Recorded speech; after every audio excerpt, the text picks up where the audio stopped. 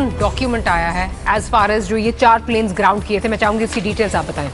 देखिए, ये डॉक्यूमेंट है, ये पाकिस्तान एयरलाइंस जो है हमारी, उन्होंने एक प्रेस जारी किया और ये 9 सितंबर को जारी किया था PIA ने, और ये 9 सितंबर को जारी किया था। और इसका बुनियादी मकसद ये था कि चारों के चारों जो एयरक्राफ्ट हैं 42 ATR 42 इनको ग्राउंड कर दिया जाए मेंटेनेंस की वजह से, और सिविल एविएशन ने इसके ऊपर तहफ़्फ़ुज़ात किए थे। तो PIA ने अपनी प्रेस के तहत बताया कि हमने ये ग्राउंड कर दिए, और नेक्स्ट डे फिर ये सर्टिफिकेट जमा हो गए, और जमा होने के बाद फिर ये एक दिन में सर्टिफिकेट जारी हो गए कि 8 के 8 इंजन हमने ओवरऑल। अच्छा, ये कैपेसिटी हो सकता है PIA की एक जमाने में हो कि वो 4 जहाजों के 8 इंजन जो हैं वो एक दिन के अंदर कर दे। लेकिन इस वक्त की जो मैनेजमेंट है, इस वक्त का जो सिनेरियो, उस वो क्वेश्चन मार्क है बहुत ज्यादा। बहरहाल ये एक दिन के अंदर हो गए, और उसके बाद से दोबारा ये चारों के चारों जहाज जो है वो अपनी उन्हीं रूट्स के ऊपर चलना शुरू हो गए। तो ये एक ऐसी चीज है कि कैसे इसको चेक किया जाना चाहिए कि कैसे है कि एक दिन के अंदर 8 इंजन जो है ओवरऑलिंग उसकी हो चुकी हो। इसमें जो नई डेवलपमेंट अभी आई है, अभी जो नई डेवलपमेंट आई इस हादसे से मुतालिक, वो ये है कि नादरा ने अपनी जो मशीन्स हैं वो जाए वकूफ पर जो है पहुंचाना शुरू कर दिए, जहां से फिर जो बॉडीज हैं उनकी शनाख्त का जो मामला रुका हुआ है, जाहिर है कि वो थंब के जरिए चेक करेंगे कि किसका नाम क्या है और किसकी शनाख्त होगी। तो वो एक मरहला आगे बढ़ा है, और ये एक नई डेवलपमेंट है अब तक की। ठीक है, आमिर साहब कुछ कह रहे थे सर?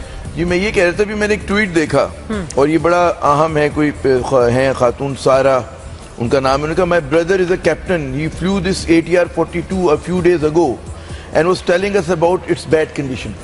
तो फिर तो बात ये कि इन तैयारों की जो हालत है वो मतलब है ऐसी नहीं थी कि ये फ्लाइंग वर्दियों, इतने पाकिस्तान के दुनिया के मुश्किल तरीन रूट्स पे ये तैयारे उड़ रहे हैं, गिलगित के ऊपर, चित्राल के ऊपर, जहाँ का मतलब है एक वेदर बहुत मुश्किल है। आमिर साहब, हम क्या इससे नतीजा अक्स करें, जो अभी फैसल साहब प्रेस रिलीज की बात कर रहे हैं और एक दिन में ओवरऑलिंग होगी, और खातून कह रही है मेरे भाई ने कल या 24 घंटे पहले जो है उड़ाया, तो फिर इसका मतलब कि वैसे ही वो जाली सर्टिफिकेट साइन करके कहा अच्छा जी खत्म करो। एक हमारे यहाँ वो एक आ गया है मेरे ख्याल में, कौमी मिजाज बनता जा रहा है हमारे इदारों में कि बस हम काम को धक्का दे देते, चल जाए बस काम ना। तो मैं क्रिमिनल निग्लिजेंस है, और ये आप तस्वुर नहीं कर सकते कि किसी एयरलाइंस में इस तरह की चीज होगी। किसी एयरलाइंस में आप तस्वुर नहीं कर सकते कि वहां पर हर चीज जो है मतलब है, आपको अंदाजा होता है ना कि जब आप बैठते हैं PIA के जहाज में, अगर उसकी वो खाने की मेज भी अगर सही तरह से फिक्स नहीं है तो वो भी इशू होना चाहिए। उसकी इतनी फ्लाइट वर्दीनेस हो, उसके टॉयलेट्स हों, उसकी सीट्स हों, उनके पेच हों, हर चीज होनी चाहिए। लेकिन आप इंजन की अगर बात करें, अब हमारे यहाँ जब जहाज टेक ऑफ करते हैं हम सब बड़ी बड़ी दुआएं पढ़ते हैं जब भी हम सफर करते हैं, कि पूरा कहते हैं ना केबन लरज रहा होता है वो, और खड़खड़ की आवाज आ रही होती है, तो उसकी और ये बड़े है ना, वो चाहे बोइंग हो चाहे आपकी एयरबस हो, आपकी जो फ्लाइट वर्दीनेस है बहुत खराब हुई हुई है। इन तैयारों की भी तो खुदा रहम करे कि जब तक उड़ रहे हैं। मेरे ख्याल में तवज्जो देने की एक और वेकअप कॉल है हमारे। आई जस्ट होप कि जो हमें बताया गया जिस फ्लीट में 4 हैं, ये तो एक खौफनाक एक सानिया हो गया। अब आई वंडर कि जो बाकी 3 हैं उनके साथ क्या हो रहा है। ग्राउंड होना चाहिए, उनको ग्राउंड होना चाहिए, लेट्स होप कि वो ग्राउंड हो। असल में क्या है कि जहाज के अंदर प्रॉब्लम नहीं है, इस तरह के जहाज दुनिया भर में उड़ रहे हैं और बहुत अच्छा परफॉर्म कर रहे हैं। बड़ी बड़ी एयरलाइंस ATR 42 चला रही हैं, और मसला सिर्फ यही है कि हमारे पास जो गवर्नेंस मैनेजमेंट का इशू है हर इदारे में नजर आता है, सरकारी इदारों के अंदर नजर आता है। इतना हसास मामला है एयरलाइंस का, वहां पर भी ये नजर आ रहा है। तो हम होता यह है कि हादसा होता है, हम फिर दुआएं पढ़ते हैं, नमाज जनाजा पढ़ते हैं, अफसोस करते हैं और आगे बढ़ जाते हैं और भूल जाते हैं। सही तहकीकात नहीं होती। सही तहकीकात के बाद जो मुलजिम है, जो मुजरिम करार दिया जाए, उसके खिलाफ एक्शन नहीं होता। ये है अलमिया। अब ये हादसा हुआ है तो हमें देखना चाहिए कि किसकी गलती है। ये सर्टिफिकेट्स किसने जारी किए थे इनकी मेंटेनेंस के, अगर ठीक तौर पर मेंटेनेंस नहीं हुई है, फैसले होने चाहिए आगे बढ़ने के लिए। एज ए नेशन हमें इस पे परेशान होना चाहिए, सिवाय इसके कि हम दुआएं करें। और एक बहुत अच्छी शख्सियत थे जुनैद जमशेद, वो हमें नहीं रहे हैं, हम उनकी मगफरत की दुआएं करें और कल नमाज जनाजा पढ़ लें, और फिर उनको याद रखें कि पाकिस्तान का बहुत अहम कौमी तराना, कौमी नगमा उन्होंने गाया, और बहुत अच्छे फैशन डिजाइनर थे, और बहुत अच्छे इंजीनियर थे, और बहुत अच्छे सोशल वर्कर थे, और बहुत अच्छे। हम ये बातें करने के बाद भूल ना जाएं कि इसके जिम्मेदार कौन थे। क्या CEO PIA उनके खिलाफ कोई कार्रवाई होगी? ये पॉलिटिकल जो अपॉइंटमेंट है चेयरमैन का, जो मीडिया ग्रुप के एक मालिक हैं, उनके हस्बैंड हैं, क्या उनके खिलाफ कोई कार्रवाई होगी? क्या वो इस्तीफा दे देंगे? इतने बड़े अलमिया के बाद क्या ऐसा होगा पाकिस्तान में इस्तीफा दे देंगे? क्या हमारी कौमी एयरलाइन के साथ ये होता रहेगा? ये वो सवालात हैं जिसके ऊपर सारी कौम को फोकस करना चाहिए। Sorry, I hate to be the pessimist here, लेकिन मुझे लगता है कुछ भी नहीं होगा आमिर साहब, कुछ भी नहीं होगा। और ये खुदा ना खास्ता अगली दफा जब इस तरह का कोई इंसिडेंट होगा, हम यही बातें कर रहे होंगे, यही सवालात उठा रहे होंगे और कुछ किसी के कान पे जूं नहीं रहेंगे। वाकई आप ये जो मायूसी की बात है, मतलब करनी नहीं चाहिए, लेकिन वाकई हमने ऐसे ना जाने कितने प्रोग्राम्स किए, हमने ऐसे ना जाने कितनी मरतबा मज़ामीन लिखे अपने। मैंने 25 साल अपने कैरियर में लिखे होंगे, इन्होंने इसी तरह किए होंगे 20-22 साल के कैरियर के अंदर। आपको जितना अरसा हुआ है, काफी अरसा हो गया अब तो उसमें हम लोगों ने कई मरतबा, और ये चीजें बार बार दोहराई जाती हैं, और वो चाहे कोई दहशतगर्दी हो, चाहे वो कोई क्रिमिनल निगलिजेंस, लापरवाही हो, इंसानी गलती हो, हर चीज में हम लोग बार बार यही चीज करते हैं और हम लोग उसका तदारुक नहीं करते। हम अपने आप को बेहतर नहीं बनाते, हम खुद एहतसाबी नहीं करते, अपने ऊपर तनकीद नहीं करते अपने आप को बेहतर बनाने के लिए। तो ये चीजें ऐसी हैं कि ये अब हम हर बार कहते हैं जी वेकअप कॉल है, अच्छा, लेकिन वेकअप कॉल हमें कोई। अली अजमत साहब हमारे साथ इस वक्त जो है वो लाइन पर मौजूद हैं। अली अजमत साहब, बहुत शुक्रिया, आपने हमारे लिए वक्त निकाला। अली अजमत साहब, क्या कहेंगे आज जो ये नेग्लिजेंस, क्रिमिनल नेग्लिजेंस सामने आई है, जिस तरह बताया जा रहा है कि तैयारे के अंदर प्रॉब्लम आ रही थी, ग्राउंड किया हुआ था, क्या कहेंगे आप? क्या एक्सपेक्ट करते हैं अपनी हुकूमत से? मैं अपनी हुकूमत से कुछ भी एक्सपेक्ट नहीं करता। That's part of my training. ये इस दुनिया में रहने के बाद ये आप सीखते हैं कि जिन लोगों को आप चुनते हैं अपने लिए, वो यू डिजर्व दैम। तो हमने जो हुकूमत अपने लिए चूज़ की है वो हम डिजर्व करते हैं। बहरहाल ये बात करने की नहीं है सोच, क्योंकि हमारा तो बड़ा एक अच्छा हसीन असासा चला गया हमसे, और मेरा दोस्त भी था, और हमने दीवारें चीन साथ चढ़े हुए दोनों, और हमने बड़ा टाइम गुजारा हुआ है, और हमारा एक सफ़र था 30 साल का, और हमारी बड़ी यादें थी, हमारी बहुत बातें थी आपस की, हमारे अंदर के बड़े राज थे, तो सब उसके साथ ही दफन हो जाएंगे। और नेग्लिजेंस का जहाँ तक जिक्र है, तो हम जब से पैदा हुए हैं हमारे साथ नेग्लिजेंस हो रही है, तो it's not something new and I don't expect anything out of it. So we've gotten used to it, Ali साहब, we've gotten used to it, और हम सोचते हैं कि ये शायद हमारे मुकद्दर में यही है। भाई आपने सिस्टम ही ऐसा चूज किया है, आप उसके लिए रोज लड़ते हैं टेलीविजन के ऊपर बैठ के कि ये सिस्टम ठीक है, हम इसको चलाएंगे, तो चलाएं, बस बर्दाश्त करें।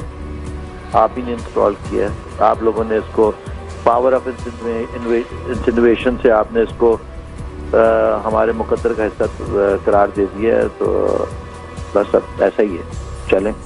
आमिर साहब, मैं यही कहूँगा कि अली अजमत साहब फनकार हैं, और ये जो बात कर रहे हैं अपने दिल से कर रहे हैं, और ये इसमें वो जो पूरी कौम की और बहुत सारे पाकिस्तानियों की मायूसी झलक रही है कि इस हुकूमत से उन्हें तवक्को नहीं है। और ये कितनी मायूसकुन बात है कि आपको अपनी हुकूमत से तवक्को ना हो, और फिर हम अगले वो जुमले में ये कह रहे हैं कि गालिबन ये कौम यही डिजर्व करती थी, क्योंकि हम इस गले सड़े निज़ाम को बचाना चाहते हैं, इसको वो करना चाहते हैं।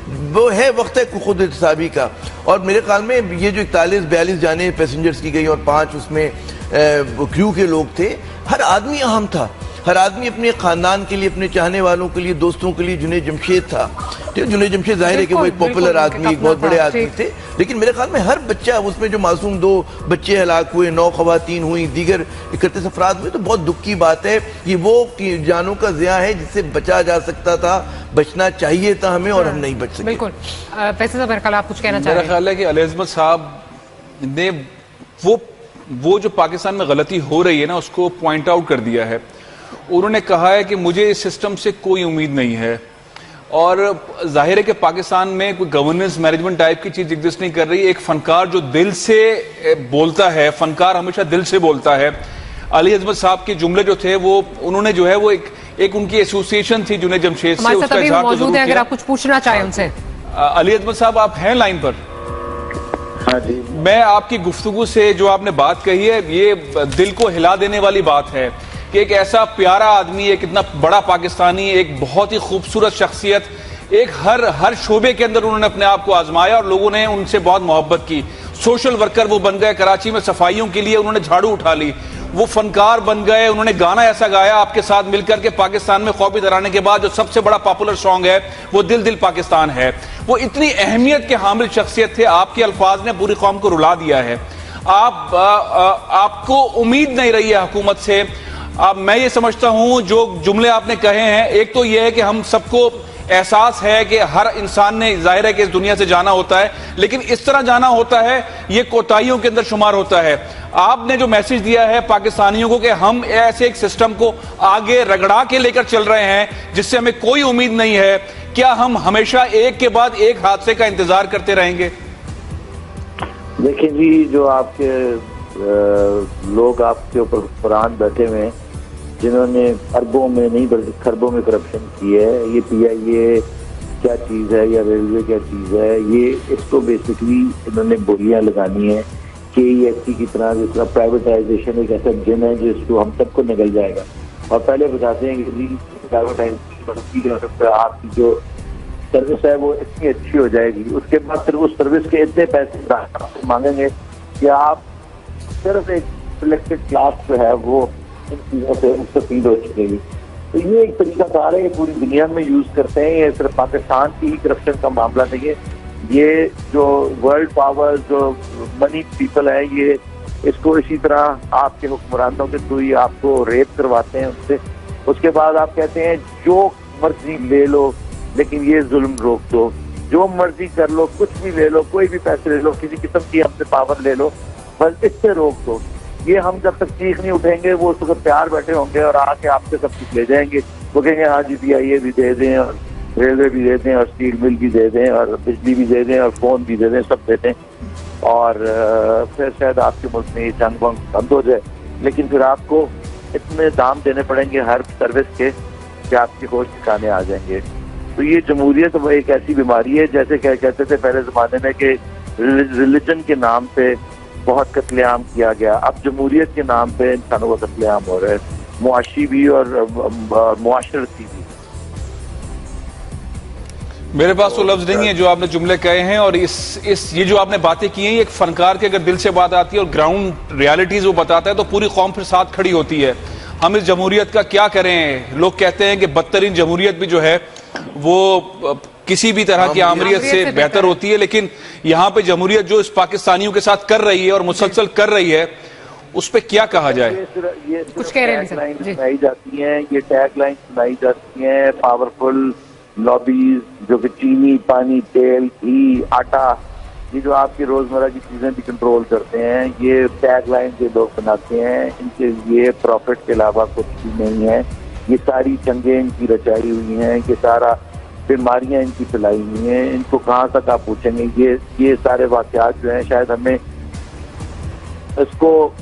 उठखड़ा होने के लिए मजबूर करें, लेकिन यही मीडिया जिसके ऊपर हम आज अब बैठ के बात करें, यही मीडिया इसी को धूल की तरह दबा भी देगा। क्योंकि ये 2 दिन बात होगी कि जुनैद क्योंकि हमारा दोस्त था और वो हमें गुस्सा है इस बात का कि वो जहाज क्यों नहीं ठीक था, क्यों नहीं था, और हम उसके ऊपर लेके हुकूमत से चढ़ाई कर दें। लेकिन कल कोई ऐसी आपको खबर देंगे कि आप ये जुनैद की खबर और ये जहाज की खबर सब भूल जाएंगे और फिर किसी और ट्रक की बत्ती के पीछे लग जाएंगे, और ये इस तरह चलता ही रहेगा सिलसिला। और ये इसको कहते हैं कि घुमा घुमा के आपको फिर वहीं उसी मुकाम पे ला के छोड़ेंगे जहाँ से आपने स्टार्ट किया था। तो इसलिए अपने आप को इन चीज़ों के पीछे दिमाग खराब कर रहे हैं, हमने तो अपने आप को ट्रेनिंग कर रहे हैं अपने दिमाग की इन बातों के ऊपर तवज्जो ही न दें। लेकिन जब अपना कोई जाता है तो तकलीफ तो होती है, तो फिर से बिल्कुल जाहिर तकलीफ होती है जब अपना जाता है। ये जुनैद जमशेद और ये बाकी लोग थे सब पाकिस्तानी थे और इसमें कुछ गैर मुल्की भी थे, लेकिन जाहिर है कि इसकी इंक्वायरी होनी चाहिए। डॉक्टर साहिबा, इसकी इंक्वायरी बहुत जरूरी है और हुकूमत मेरा ख्याल है इसके ऊपर बहुत ही ज्यादा एक्शन ले। बिल्कुल अली अज़मत साहब, बहुत शुक्रिया, आपने हमारे लिए वक्त निकाला। बिल्कुल आप सही कह रहे हैं, लेकिन बात यही आ जाती है जो बार बार हम वही बात कर रहे हैं कि माजी की कौन सी ऐसी इंक्वायरीज हैं जो आपके सामने आई नहीं है या जिसमें सजाएं जो हैं वो हुई। हमने क्या सीखा, हमने माजी की गलती से क्या सीखा और अपने आप को कितना दुरुस्त किया। और जब तक दुरुस्त नहीं थी, ये जो बात है कि जमहूरियत के नाम पे कत्लेआम, अच्छा बात ये कि हम एक तो निज़ाम है और जमहूरी निज़ाम जो है दुनिया भर में काम कर रहा है, लेकिन वहाँ पर अकाउंटेबिलिटी के साथ कर रहा है। तो बात सिर्फ ये नहीं कि आप हुकूमत की नाअहली या इसमें जो करप्शन है वो एक अलग है, जमहूरी निज़ाम एक अलग चीज़ है, उसमें यकीनन इस्लाहात की ज़रूरत है, उसको यकीनन बेहतर होना चाहिए, सब कुछ अपनी जगह पर है। लेकिन आप हुकूमत की नाअहली में समझता हूँ ज्यादा है। और अगर हम निजाम में तब्दीलियां लाए तो दुनिया में जमहूरियत काम भी करती है, एफिशिएंट काम करती है, अकाउंटेबिलिटी होती है। जमहूरियत goes hand in hand with accountability. हमारे यहाँ पे तो ये है, आज आप स्टेटमेंट्स देख लें किस किस्म की आ रही है कि हमारा prime minister floor of the house पे जो है वो झूठ बोल के उसकी कोई अकाउंटेबिलिटी नहीं है, कुछ हो ही नहीं रहा है। ये सूडो जमहूरियत है, जाली जमहूरियत है, इसको तब्दील होना चाहिए। सूडो जमहूरियत को, जिसमें अकाउंटेबिलिटी नहीं है, उसको तब्दील होना चाहिए, क्योंकि कब तक हम ऐसे ही लाशें उठाते रहेंगे। और ये वो लाशें हैं जो कि जाने जो है वो बच सकती थी अगर कोई प्रिकॉशनरी मेजर्स लिए होते, अगर जो चीजें एसओपी से उनको फॉलो किया जाता तो ये जाने बच सकती थी। On that note, welcome back after the break. आप देख रहे हैं ब्रेकिंग हेडक्वार्टर्स और बात हो रही है आज के सबसे अफसोसनाक साने पर, जो फ्लाइट क्रैश की हवेलियां में, जिसमें जुनैद जमशेद समेत कोई 47 अफराद जान की बाजी हार गए। इस हवाले से हम देखते हैं एक रिपोर्ट और फिर गुफ्तगू को मजीद आगे बढ़ाएंगे।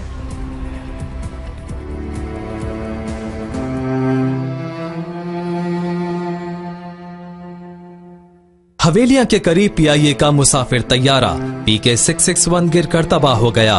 डीआईजी हवेलियां और तर्जुमान पीआईए ने हादसे की तस्दीक कर दी।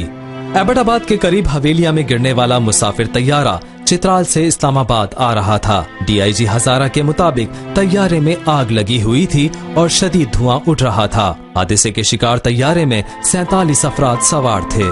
दूसरी जानिब मशहूर स्कॉलर जुनैद जमशेद के भाई ने इस खबर की तस्दीक कर दी है कि जुनैद जमशेद भी इसी तैयारे में मौजूद थे। जुनैद जमशेद दावत व तबलीग के सिलसिले में चित्राल गए थे।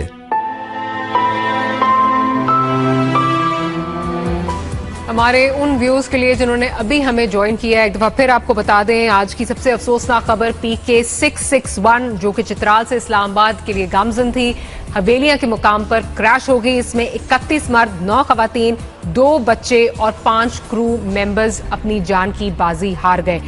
बात आज हम अकाउंटेबिलिटी की कर रहे हैं। बात ये हो रही है कि ये कोई पहला इस तरह का सानिया नहीं है जिसमें मासूम जाने जो हैं वो मासूम जानों का ज़िया हुआ है, लेकिन अकाउंटेबिलिटी इस मुल्क में नहीं होती। और हमारे साथ इस वक्त शकील आफ्ताब साहब भी जो हैं वो मौजूद हैं, उनसे जो है वो गुफ्तगू करते हैं। शकील साहब, बहुत बहुत शुक्रिया, आपने हमारे लिए वक्त निकाला। शकील साहब, जरा आज का जो सानिया पेश आया और हम बार बार बात कर रहे हैं, अकाउंटेबिलिटी के हवाले से बात कर रहे हैं, क्या वजह है कि इस तरह की जितने इंसिडेंट्स हैं उनकी आई एम श्योर इन्वेस्टिगेशन तो होती है, ना मंजरे आम पर आती है, ना अकाउंटेबिलिटी होती है, कुछ होता हुआ नजर नहीं आता? जी, सबसे पहले मैं अफसोस करना चाहूँगा उन फैमिलीज के साथ और उन लोगों के साथ जिन्होंने अपनी जानें खोई और जो फैमिलीज अफेक्ट हुई इससे। आपने सही फरमाया कि अकाउंटेबिलिटी होनी चाहिए, बिकॉज जब तक check and balance and accountability नहीं होगी चीज़ें शायद इम्प्रूवमेंट की तरफ ना जा सकें। आपके पास में आप देखते हैं कि आपके पास कई ऐसे क्रैशेज हैं जो हुए विदाउट टेकिंग एनी नेम्स, जिनकी आज तक जो है इन्वेस्टिगेशन रिपोर्ट सरफेस नहीं हुई। तो मैं समझता हूँ कि इट्स अबाउट टाइम कि बिल्कुल अकाउंटेबिलिटी होनी चाहिए, इन्वेस्टिगेशन प्रॉपर हो के उसकी जो है पाकिस्तान इंटरनेशनल एयरलाइंस हमारा कौमी इदारा है और it's the pride of nation. मैं समझता हूँ कि जी यही हमारा हक है कि हमें मालूम होना चाहिए कि जी क्या व्हाट हैज वेंट रॉन्ग। बिल्कुल। आमिर साहब, आप अगर कुछ शकील साहब से अगर कुछ पूछना चाहें, आपकी तरफ आऊंगी। अच्छा, ये क्या वजह है शकील साहब, ये जो हम सब कह रहे हैं कि जी इंक्वायरी होती है, बहुत ज्यादा तहकीकात की बात होती है, हुकूमत वादा करती है कि कार्रवाई करेगी, तह तक पहुंचेगी मामलाते दिल के, लेकिन बकौल जैसे आप कहते हैं कि किसी को पता नहीं चलता कि उन तहकीकात में हुआ क्या, तो किस तरह छुपा लेते हैं, क्या वजह होती है? जी देखिए जी, छुपाने की वजह तो मैं नहीं कह सकता कुछ। मैं आपको टेक्निकल बातें बता सकता हूँ कि जब भी कोई एयरक्राफ्ट हवा में जाने से पहले उसको एयर वर्दी किया जाता है और सिविल एविएशन अथॉरिटी जो है उस एयरक्राफ्ट को सर्टिफाई करती है। उसके बाद हमारी जो इंजीनियरिंग डिपार्टमेंट है PIA का, दे हैव टू इंश्योर कि जी जहाज एयर वर्दी है before it is handed over back in operation. अब I am sure civil aviation authority इसको इन्वेस्टिगेट करेगी और I am sure they will also go into the maintenance record of the aircraft और उसके बाद ही किसी हम के नतीजे में पहुंच सकेंगे कि कौन इसका रिस्पॉन्सिबल है और व्हाट एक्चुअली वेंट रॉन्ग। अभी जब मैं सुन रहा था आप ही की खबर, आप लोगों ने बताया कि एयरक्राफ्ट वाज ऑन फायर, तो इस एयरक्राफ्ट में देयर इज अ सिस्टम जिसमें यह कि you can spray a water math and you can put out a fire.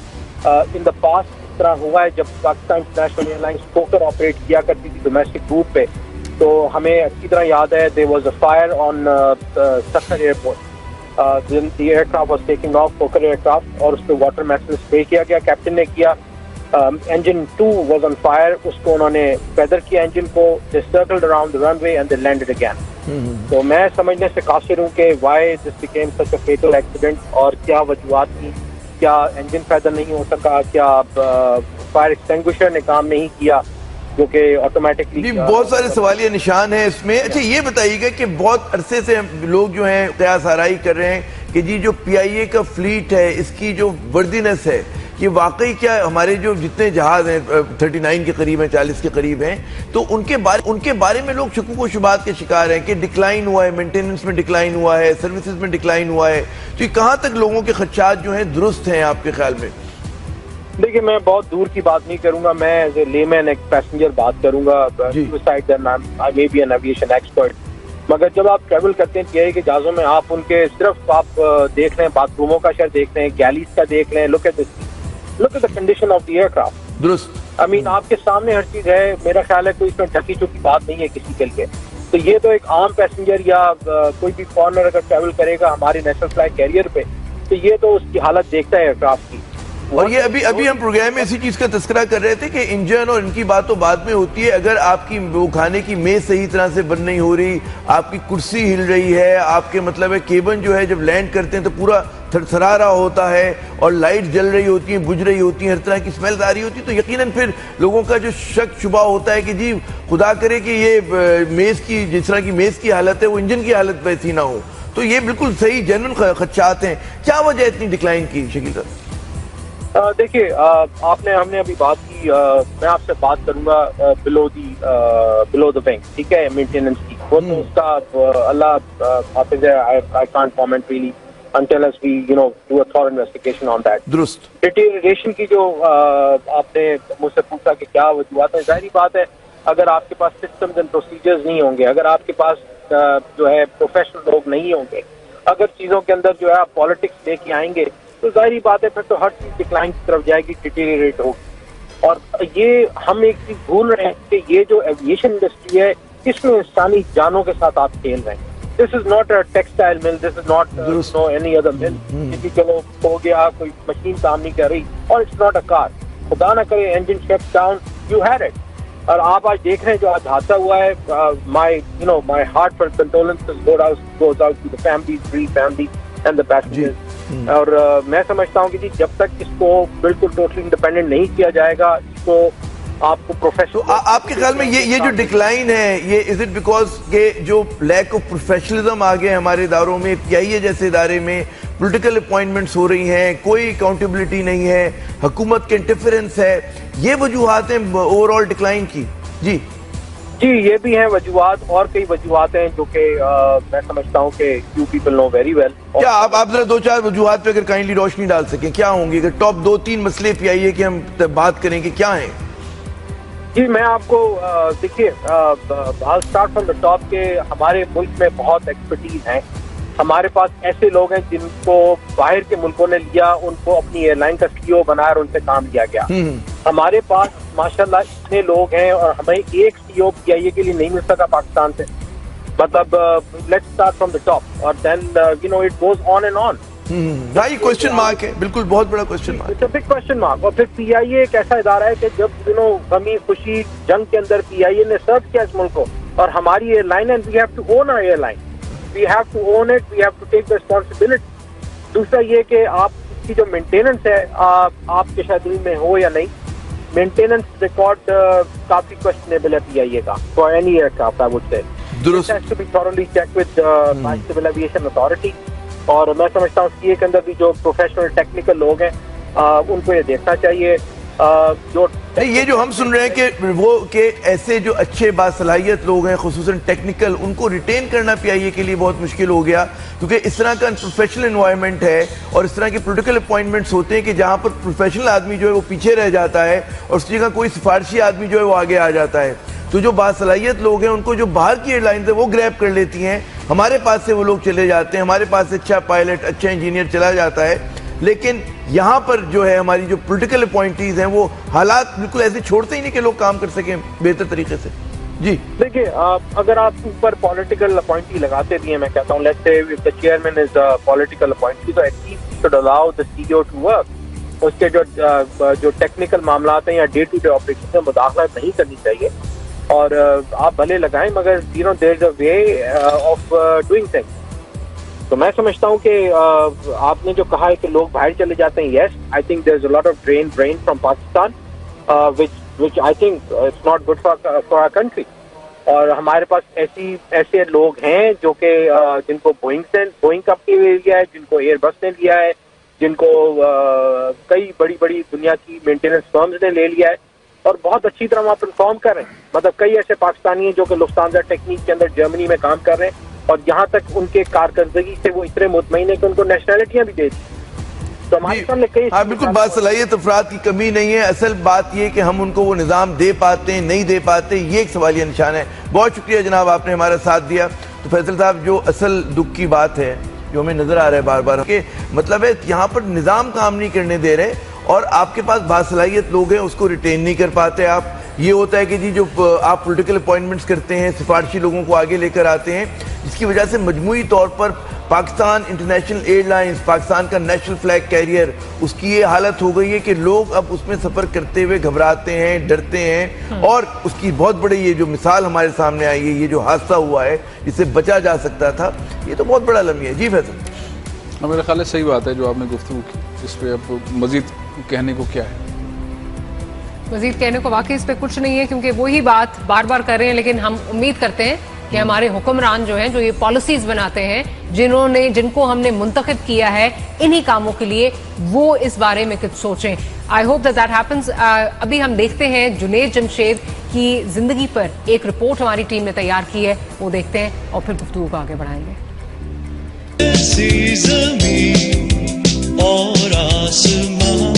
दिल दिल पाकिस्तान गाने वाली आवाज आज हमेशा के लिए खामोश हो गई। मकबूलियत का सफर 1986 में शुरू करने वाले जुनेद जमशेद ने अपनी मिली नगमों और मौसीकी के जरिए न ही सिर्फ पाकिस्तान का दिल जीता, बल्कि बैनुल अक़वामी सतह पर भी कई अवार्ड जीते।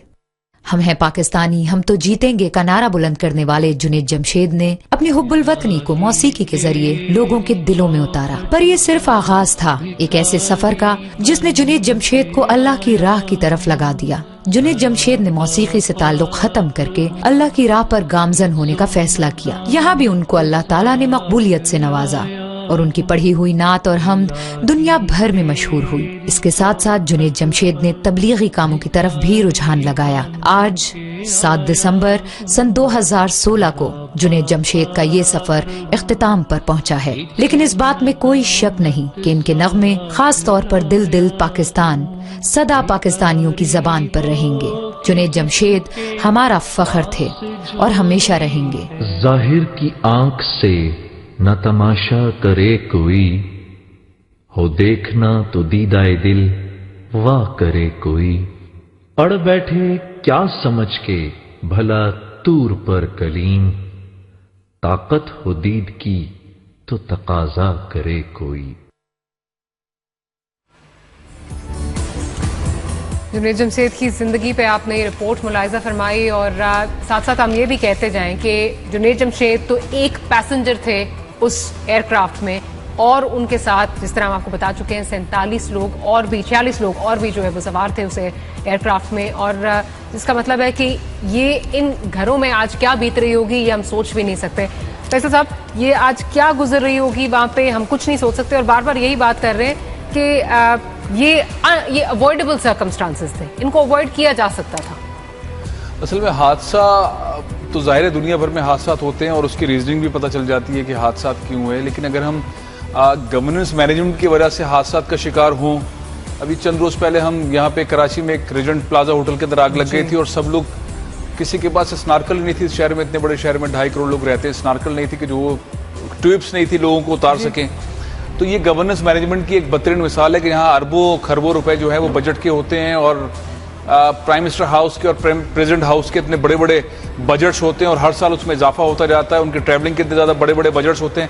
जब हम आम पाकिस्तानी की जान के ऊपर आते हैं तो मालूम होता है कि हम कहीं पर अपने आप को देख नहीं पाते, हम गवर्नेंस मैनेजमेंट की वजह से आज फिर हम ये रोना रो रहे हैं कि पाकिस्तान के अंदर इतना बड़ा हादसा हो गया है, तैयारों को ऑफलोड कर दिया गया था, उनको इस्तेमाल नहीं होना था, उनको कभी इस्तेमाल नहीं होना था, लेकिन PIA ने उनको इस्तेमाल किया। और मैनेजमेंट के ऊपर भी हम क्या बात कर रहे हैं, हम इंतजार कर रहे हैं कि वज़ीर आज़म पाकिस्तान कोई ऐसा एक्शन लें या कोई चेयरमैन PIA इस्तीफा दे दें या कोई उनको पकड़ लिया जाए, लेकिन हमें कहीं से भी ऐसी उम्मीद नजर नहीं आती। एक हादसे के बाद दूसरा हादसा होता है, दूसरे के बाद तीसरा होता है, तीसरे के बाद चौथा होता है।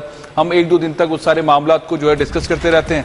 जब वो मामला जो है वो कोई नया मामला आता है तो पिछले वाले मामले को भूल जाते हैं। तो गवर्नेंस मैनेजमेंट इस मुल्क का बहुत बड़ा मसला है। ये हादसा नहीं होना चाहिए था, कोई हादसा नहीं होना चाहिए था। गवर्नमेंट का एक रोल नजर आना चाहिए, एक्टिवनेस नजर आनी चाहिए, ओनरशिप नजर आनी चाहिए इस मुल्क के साथ, इसके लोगों के साथ, जो हमें नजर नहीं आती है। अफसोसनाक है। हम तो मेरे ख्याल है अपने प्लेटफॉर्म से हम तो आवाज ही उठा सकते हैं। अगेन जिस तरह हम बार बार कह रहे हैं, ये 4 एयरक्राफ्ट थे, एक जो है आज हादसे का शिकार हो गया, जो बाकी 3 है रिमेन्स टू बी सीन कि वाकई जो सर्टिफिकेट उनको जारी किया गया वो किस हद तक ठीक था, क्या उसमें प्रॉब्लम्स थी और क्या वो एयरक्राफ्ट अभी भी जो है वो ड्यूटी पे मामूल है या नहीं, this remains to be seen. क्योंकि जिस तरह बताया जा रहा है कि एयरक्राफ्ट में आग लगी और फ्लाई करते ही जो है उसमें प्रॉब्लम आना शुरू हो गई। तो अब देखते हैं कि जो बाकी 3 एयरक्राफ्ट हैं उनके बारे में क्या एक्शन जो है वो लिया जाता है। इस वक्त जो ATR-42 ये तैयारे हैं, इसकी कॉन्फ़िगरेशन क्या है, किस तरह काम करता है, इसके ऊपर एक खुसूसी पैकेज है, आइए उसको देखते हैं, फिर इस पर बात करेंगे। से इस्लामाबाद जाने वाला तैयारा PK-166 हवेलियां के मकाम पर गिरकर तबाह हो गया। जहाज में 40 से जायद मुसाफिर सवार थे, जिनमें मारूफ मजहबी स्कॉलर और नात ख्वां जुनैद जमशेद भी शामिल थे। तबाह होने वाला तैयारा ATR-42-500 था, जो कि साइज के एतबार से एक छोटा तैयारा है, जिसमें 50 मुसाफिर सफर कर सकते हैं। ATR तैयारे फ्रांस और इटली में बनाए जाते हैं, जबकि पहला ATR-42-500 मॉडल का तैयारा 1995 में बनाया गया। इस तैयारे का वजन 11,250 किलोग्राम है। ये तैयारा ज्यादा से ज्यादा 554 किलोमीटर फी घंटा की रफ्तार से परवास कर सकता है। ATR-42-500 तैयारे इससे कबल भी कई मरतबा हादसात का शिकार हो चुके हैं। इस तैयारे के इस्तेमाल की ज्यादा से ज्यादा मुद्दत 10 साल है, जबकि पाकिस्तान ने ये तैयारा अप्रैल 2007 में खरीदा, जिसके हिसाब से इस तैयारे की मुद्दत खत्म होने में 4 माह बाकी थे। असल में ये तैयारे जो हैं ATR-42 सारे दुनिया में तो कामयाब हैं। उसकी वजह यही है कि इनकी मेंटेनेंस प्रॉपर होती है। यूरोप के अंदर छोटे छोटे कंट्रीज हैं और उसके अंदर ये बहुत स्पीडली चलते हैं, 30-30 मिनट की फ्लाइट्स करते हैं, 1 घंटे की फ्लाइट्स करते हैं और इनकी बड़ी भरपूर किस्म की जो है सर्विस होती है। अब हम यहाँ बात करते हैं कि अगर हम मवाजना करें कि दुनिया भर में कितने ATR प्लेन्स जो हैं वो हादसे का शिकार हुए हैं और यहाँ पे ये क्यों हुआ है, अच्छा उनकी रिपोर्ट्स कैसी रही हैं और यहाँ पे रिपोर्ट आएगी नहीं आएगी, तो हम बड़े क्वेश्चन मार्क के अंदर होते हैं। हमें यकीन नहीं है कि तहकीकात वाकई होंगी और ये तहकीकात जब होंगी तो वाकई जो इसका जिम्मेदार है उसके खिलाफ कार्रवाई हो सकेगी या जो PIA की जो भी मैनेजमेंट है वो उन जिम्मेदारों के खिलाफ एक्शन लेगी। हम सब इस इंतजार में हैं कि बस कल आज जो लोग शहीद हो गए हैं, जांबाग हो गए हैं, उनकी नमाज जनाजा हो, फिर अगला दिन आए और फिर हम अपनी रूटीन वाली लाइफ में आ जाएं और फिर उसके बाद फिर एक नए हादसे के ऊपर हम दोबारा जमा और उसके बाद फिर हम मैनेजमेंट और गवर्नेंस का शिकार जो हों तो उसके बाद रोना रोएं इसका। बिल्कुल फैजल, आपने सही निशानदेही की। और देखिए बात ये कि आप बेहतरीन मशीन ले लें दुनिया से, आप बेहतरीन तैयारा ले लें, लेकिन अगर उसको आप सही तरह से उसकी मुरम्मत नहीं करेंगे, देखभाल नहीं करेंगे तो खाकम-ए-दहन इसी तरह के जो हादसे हैं वो मतलब हो सकते हैं। और असल अभी जो मसला है वो ये है कि ठीक है इसकी तहकीकात होंगी, ये पता चल जाएगा कि जी टेक्निकल फ्लॉ था, किस वजह से हुआ, लेकिन उससे बड़ी बात ये कि PIA के निज़ाम को किस तरह से बेहतर किया जाए, PIA जैसे इदारे को कैसे दोबारा आप प्रॉफिटेबल करें, यहाँ पर प्रोफेशनल मैनेजमेंट लेकर आएं। ये जो सियासी भर्तियां हो रही हैं, लोगों को नवाजने का सिलसिला चल रहा है, उसको बंद होना चाहिए और उसकी जगह PIA जो हमेशा से नेशनल फ्लैग कैरियर, पाकिस्तान की पहचान है, पाकिस्तान के इसने परचम को देश देश में जाकर मुताबिक कराया, इंट्रोड्यूस किया है, इसको इस एयरलाइंस को कैसे बचाया जाए। और जो हुकूमत के हमें अज़ाइम नजर आते हैं, जिस तरह वो दरपे है कि जी कोई नया पाकिस्तान एयरवेज को बना दें और इस PIA को स्टाइफल कर दें, बता दें कि जी ये जिस तरह स्टील मिल बंद हो गई तो PIA भी बिल्कुल खत्म कर दें। इसी तरह से खत्म होती हैं चीजें, इसी तरह से जो है डिक्लाइन होता है। तो डॉक्टर मारिया, अब असल जो इशू है वो यही है कि क्या हम आगे किस तरह चलते हैं, अगला स्टेप क्या होगा? अगला स्टेप तो मेरा ख्याल है अब हम वही बात कर रहे हैं, हुकूमत की तरफ नजरें टिकी हुई हैं, देख रहे हैं कि हुकूमत क्या इस पे जो है वो एक्शन लेती है।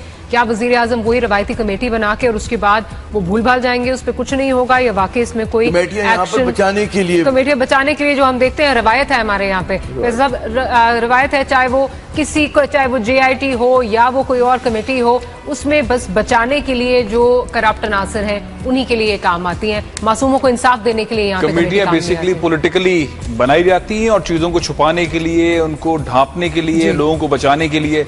लोगों को कमेटियों के ऊपर भी अब जो है वो एतमाद नहीं है। हम इन मसलों से निकलेंगे कैसे? कोई ऐसा रास्ता नजर नहीं आ रहा जिसके ऊपर हम कहें कि ये वाला पॉइंट है या ये शख्सियत पाकिस्तान में है या ये इदारा पाकिस्तान में जो तहकीकात करेगा। रेस्क्यू का मसला आता है तो हम पाक फौज की तरफ देखते हैं, कोई और मामला होता है तो हम पाक फौज की तरफ देखते हैं। सिविलियन साइड के ऊपर हमें कोई ऐसी चीज नजर नहीं आती। आज भी अलमिया हुआ है, हमें यकीन नहीं है कि इसकी तहकीकात होंगी, मंजर आम पर आएंगी। पाकिस्तान में 69 सालों में 37 एयरलाइंस के इस तरह के हादसा हुए हैं और इन हादसा के बाद जो रिपोर्ट्स आती हैं किसी न किसी वजह से छुपा दी जाती हैं और मंजर आम पर नहीं आती।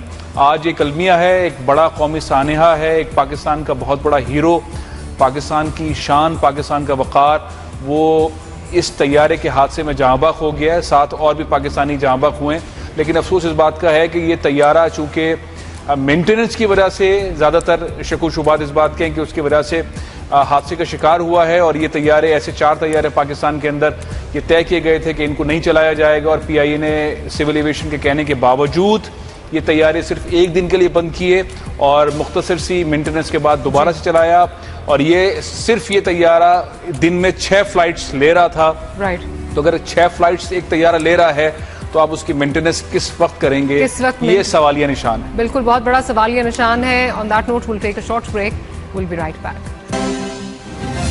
चित्राल से इस्लामाबाद आने वाला PIA का बदकिस्मत तैयारा PK-661 हवेलिया के करीब गिरकर तबाह। तैयारे में हमले के 5 अफराद समेत 47 मुसाफिर सवार थे। अब तक 36 लाशें निकाली जा चुकी हैं ISPR। तैयारा हादसा, रेस्क्यू ऑपरेशन में आर्मी के डॉक्टर, नर्सिंग अमले समेत 500 अहलकार शामिल। लाशों की शनाख्त के लिए नादरा की मोबाइल बायोमेट्रिक टीमें जाए वकुआ पहुंच गईं। लाशों की अस्पताल मुंतकिली जारी। पाकिस्तान का असासा, मारूफ मजहबी शख्सियत और नात-ख्वां जुनैद जमशेद और उनकी अहलिया भी बदकिस्मत तैयारे के मुसाफिरों में शामिल। जुनैद जमशेद दावत तबलीग के लिए चित्राल गए थे। PK-661 ने 3:50 पर चित्राल से उड़ान भरी। 4:20 पर पायलट ने मेडे कॉल दी। 4:40 पर तैयारे का रडार से राब्ता मुनक़ता हुआ। तैयारे को 4:45 पर इस्लामाबाद पहुंचना था। वजीर आजम नवाज शरीफ और वफाकी वजीर दाखिला चौधरी निसार की तमाम मुताल्लिका इदारों, सूबाई हुकूमत और इंतजामिया को रेस्क्यू और रिलीफ में हर मुमकिन मदद फराहम करने की हिदायत। इमरान खान का तैयारा हादसे पर इजहार अफसोस, वाक़े की तमाम पहलुओं से जांच करने का मुतालबा। सिराजुल हक बिलावल भुट्टो का तमाम मुसाफिरों के अहले खाना से इजहार हमदर्दी। आर्मी चीफ जनरल बाजवा से बरतानवी कमांडर ज्वाइंट ऑपरेशंस की मुलाकात। लेफ्टिनेंट जनरल सर जॉन लॉरिमर की खित्ते में अमन व इस्तेहकाम के लिए पाक फौज की कोशिशों की तारीफ। दहशतगर्दी के खिलाफ कामयाबियों को सराहा।